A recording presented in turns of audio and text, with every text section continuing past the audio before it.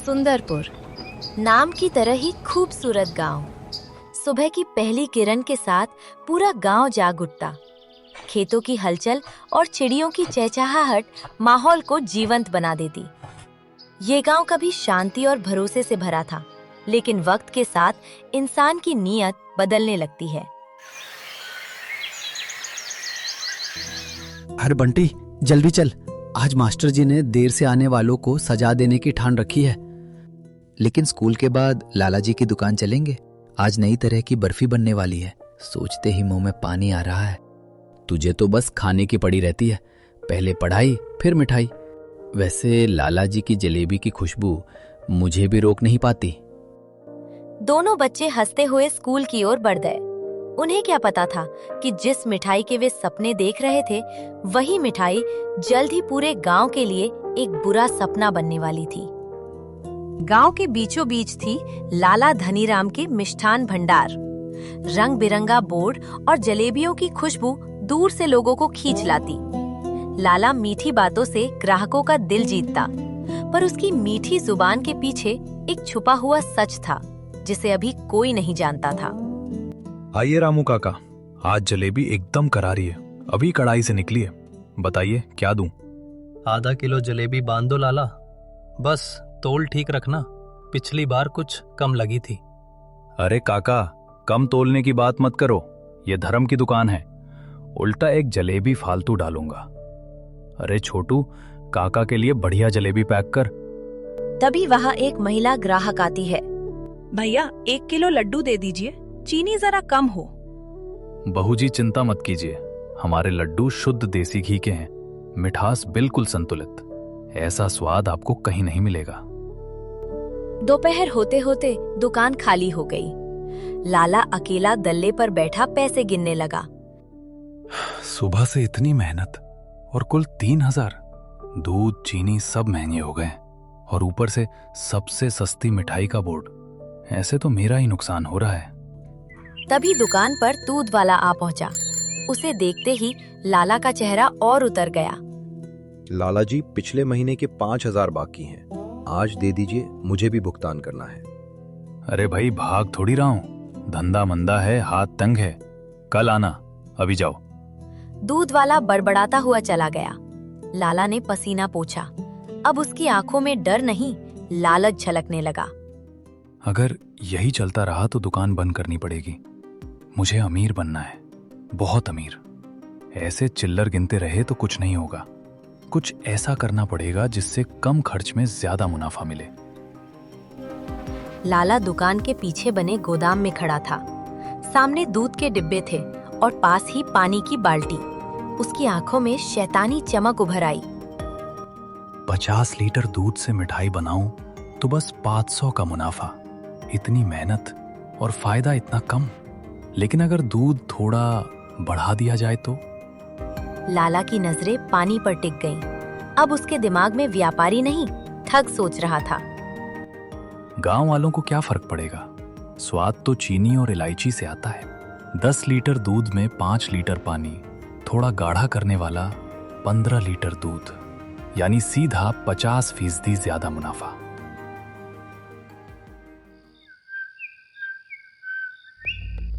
अंधेरा होते ही लाला ने काम शुरू किया। उसने पीछे का दरवाजा बंद कर लिया। माहौल में डर और रहस्य था। चल धनीराम, आज कमाल दिखा। उसने बिना हिचक गंदा पानी दूध के कढ़ाई में डाल दिया। दूध पतला हो गया, लेकिन उसके पास इसका भी इलाज था। उसने एक पुराना बिना लेबल का पैकेट निकाला, सस्ता और खतरनाक पाउडर। लो, जादू हो गया। अब ये पानी भी दूध है। 20 रुपए का कचरा, 400 रुपए किलो की मिठाई बनेगा। यही है असली बिजनेस। लाला ने मिलावटी समोसे और जलेबियां तलनी शुरू की। बाहर से मिठाइयां चमक रही थी, लेकिन अंदर जहर था। लाला खुश था, ये जाने बिना कि वो अपनी ही बर्बादी तैयार कर रहा है। सुबह होते ही लाला धनीराम की दुकान पर भीड़ लग गई। मिठाइयों की खुशबू पूरे बाजार में फैल रही थी। सस्ते दाम लोगों को खींच ला रहे थे। बिना ये जाने कि वे मिठाई के साथ बीमारी खरीद रहे हैं। वाह लाला, इतनी सस्ती मिठाई आजकल कोई नहीं देता। महंगाई में तो लगा था मिठाई खाना छोड़ना पड़ेगा। काका, ये सब आप लोगों का प्यार है। मैं तो बस सेवा कर रहा हूँ। खाइए और घर वालों को भी खिलाइए। लाला की मीठी बातों से पास खड़ा एक मजदूर भी आगे आया। लाला जी, ज्यादा पैसे नहीं हैं। बच्चों के लिए 10 रुपए की कुछ मिठाई दे दो। अरे भाई छोटू, इसे 15 रुपए की मिठाई दे दे। बच्चों की खुशी में ही दुआ मिलती है। लोग लाला की दरियादिली की तारीफ करने लगे। उसने मजदूर को वही मिलावटी मिठाई दी जिसे रंग लगाकर नया बनाया गया था। मजदूर खुश होकर चला गया। रात गहरी हो चुकी थी और बाहर सन्नाटा था, लेकिन लाला के दिल में जश्न चल रहा था। उसने गल्ले का सारा पैसा जमीन पर फैला दिया। आहा, कैसे खुशबू है, मिठाई से भी नशीली। लोग कहते हैं पैसा हाथ का मैल है। मूर्ख हैं, पैसा ताकत है। आज एक ही दिन में पूरे महीने जितनी कमाई हो गई। वो तेजी से नोट गिनने लगा। अपनी चालाकी पर उसे घमंड था। उसने पानी और केमिकल मिलाए और लोगों ने स्वाद समझकर खा लिया। वाह धनीराम, इसी रफ्तार से चला तो जल्दी ही नई दुकान खुल जाएगी। लोग ईमानदारी की बातें करते रहें, मैं बेईमानी से ऊपर पहुंच जाऊंगा। बस थोड़ी सी मिलावट और मुनाफा ही मुनाफा। अगली सुबह सूरज तो रोज की तरह निकला, लेकिन कुछ घरों में अंधेरा छा गया। चिंटू, जो कल लाला की दुकान से लड्डू खाकर आया था, आज बिस्तर से उठ भी नहीं पा रहा था। माँ, बहुत दर्द हो रहा है। पेट में जैसे सुइयां चुभ रही हो। मुझसे सहा नहीं जा रहा। रसोई में काम कर रही माँ चीख सुनकर दौड़ी आई। चिंटू का पीला चेहरा और पसीने से भीगा माथा देखकर वो घबरा गई। हाय राम, बुखार तो बहुत तेज है। कल तक तो बिल्कुल ठीक था। अचानक क्या हो गया मेरे बच्चे? माँ, उल्टी जैसा लग रहा है। कल जो लड्डू खाया था उसके बाद से ही पेट खराब है। चिंटू के घर के पास ही रामू काका का घर था। वहाँ भी हालात वही थे। कल जलेबी खाने वाले रामू काका आज खाट पर दर्द से तड़प रहे थे। देखते ही देखते गांव के कई घरों से कराहने की आवाजें आने लगी। अरे सुनती हो, तुम्हारे घर में सब ठीक हैं क्या?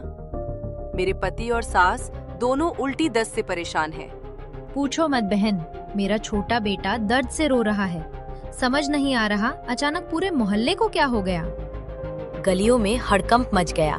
लोग एक दूसरे के घर दौड़ने लगे। कोई घरेलू इलाज कर रहा था तो कोई अस्पताल ले जाने की तैयारी। हर किसी के मन में एक ही सवाल था, ये बीमारी आई कहाँ से?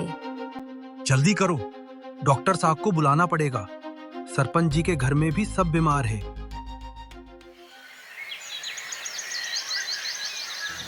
गांव के छोटे से क्लिनिक में भीड़ लगी थी।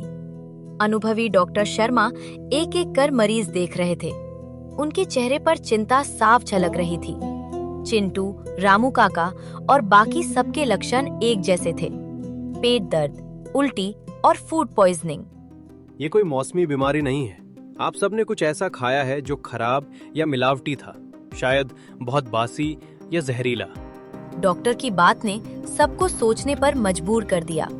डॉक्टर साहब, हमने तो घर का ही खाना खाया था। वो बात अधूरी छोड़कर सोच में पड़ गया। अचानक उसके चेहरे पर हैरानी उभरी। अरे हाँ, कल शाम लाला की दुकान से मिठाई ली थी। लाला की दुकान? क्या आप सबने वहीं से मिठाई खाई थी? हाँ डॉक्टर साहब, चिंटू ने लड्डू खाए थे, रामू काका ने जलेबी। जो बीमार हैं सबने वही सस्ती मिठाई खाई थी। तब साफ है ये फूड पॉइजनिंग है। मिठाई में गंदा पानी या हानिकारक केमिकल मिला है। ये बीमारी नहीं, लापरवाही का नतीजा है। दर्द अब गुस्से में बदल चुका था। शक की नजर सीधी लाला धनीराम पर टिक गई। डॉक्टर की बात आग की तरह गांव में फैल गई। लाला धनीराम, जिसे लोग समाज सेवक मानते थे, अब शक और गुस्से का कारण बन गया। हर तरफ उसकी मिठाई और बीमारी की चर्चा थी। सुना, डॉक्टर कह रहे हैं मिठाई में जहर था।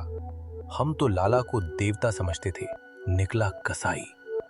तभी सोच रहा था इतनी महंगाई में सस्ता कैसे बेच रहा है। जरूर कुछ गड़बड़ है।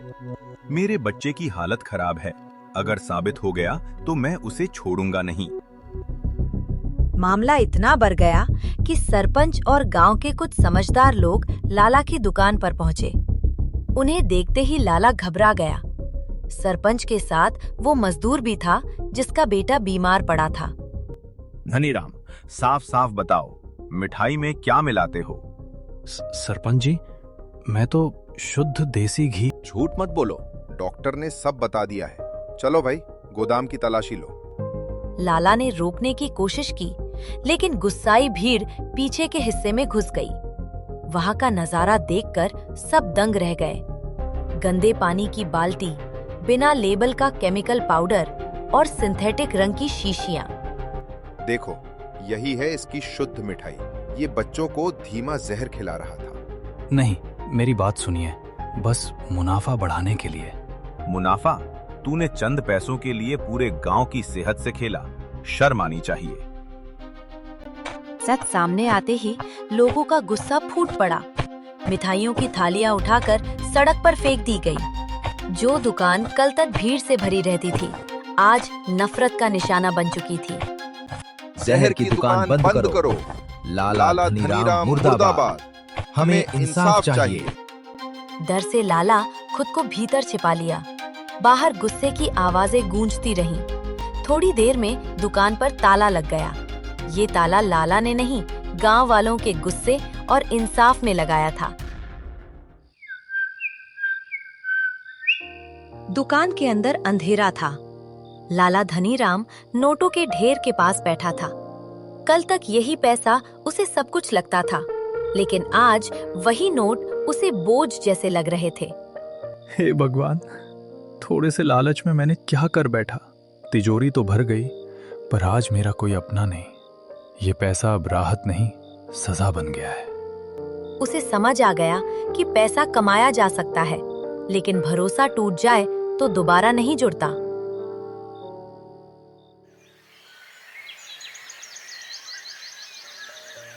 अगली सुबह लाला ने हिम्मत जुटाई और सीधे पंचायत के सामने पहुंचा। गांव वाले उसे देखकर भड़क उठे, लेकिन उसकी झुकी नजरें और आंखों में आए आंसू सबको रोक गए। सरपंच जी, मैं गुनहगार हूँ। लालच में अंधा होकर मैंने आप सबको धोखा दिया। जो सजा देनी है दो, लेकिन मुझे माफी मांगने से मत रोको। लाला रामू काका और चिंटू की माँ के पैरों में गिर पड़ा। उसका अहंकार पूरी तरह टूट चुका था। पैसा फिर आ सकता है लाला, लेकिन भरोसा बहुत मुश्किल से बनता है। मुझे एक मौका दे दो। मैं कसम खाता हूँ, अब कभी मिलावट नहीं करूंगा, चाहे मुझे सब कुछ क्यों ना छोड़ना पड़े। लाला के सच्चे आंसुओं ने गांव वालों का गुस्सा ठंडा कर दिया। चौपाल में कुछ पल खामोशी छा गई। हर कोई सोच में था, सजा जरूरी है या सुधार। तभी सरपंच ने खामोशी तोड़ी। लाला धनीराम, गलती बहुत बड़ी थी। तुमने पूरे गांव की सेहत से खिलवाड़ किया, लेकिन ये गांव तय करेगा कि तुम्हें सुधरने का मौका मिलना चाहिए या नहीं। सरपंच की बातों से माहौल और भारी हो गया। लोग एक दूसरे का चेहरा देखने लगे। तभी रामू काका धीमी लेकिन ठोस आवाज में बोले, अगर लाला सच में बदलना चाहता है तो उसे अपने कर्मों से साबित करना होगा। रामू काका की बातों में सजा नहीं, सुधार की उम्मीद थी। कुछ लोगों ने सहमति में सिर हिलाया। तभी सरपंच ने अंतिम फैसला सुनाया। आज से लाला की दुकान तभी चलेगी जब वह शुद्ध और साफ सामान ही बेचेगा, और वो भी गांव की निगरानी में। अगली सुबह सूरज की पहली किरण के साथ लाला ने दुकान के दरवाजे खोले। इस बार हाथ में लालच नहीं, सुधार का इरादा था। छोटू, ये सारा कचरा उठा। पाउडर, रंग, सड़ा मैदा सब नाली में फेंक दो। अब सिर्फ वही सामान आएगा जो मैं अपने बच्चों को खिला सकूं। लेकिन मालिक, असली दूध और सोया महंगा है, मुनाफा कैसे होगा? मुनाफा कम होगा, पर नींद अच्छी आएगी। अब हम सिर्फ मिठाई नहीं बेचेंगे, हम भरोसा बेचेंगे। जा, सबसे अच्छा दूध लेकर आ। लाला ने पूरी दुकान साफ की। शुरुआत में लोग डरते हुए दुकान के पास से गुजरते, कुछ नहीं खरीदते। लाला धैर्य से बैठा रहा। तभी एक बच्चा अपनी माँ के साथ आया। ले बेटा, खा कर देख, अच्छा ना लगे तो फेंक देना, पैसे नहीं चाहिए। बच्चे ने लड्डू खाया और मुस्कुराया। धीरे धीरे लोग लौटने लगे। मिठाई थोड़ी महंगी थी, पर स्वाद और शुद्धता लाजवाब थी। हाँ लाला, अब आया असली स्वाद। ये वही पुराना धनीराम है। दुकान फिर से भर गई। लाला की गल्ले में शायद पहले जितना पैसा नहीं आया, लेकिन उसकी इज्जत और लोगों का प्यार उससे कहीं ज्यादा वापस आ गया। उसकी मुस्कान अब नकली नहीं, असली थी।